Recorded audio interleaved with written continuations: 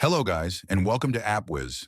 In this video, I'll show you step-by-step how to hide your likes and comments from the Friends tab on the Instagram app. So without wasting any time, let's get started. First, go to the App Store and search for Instagram.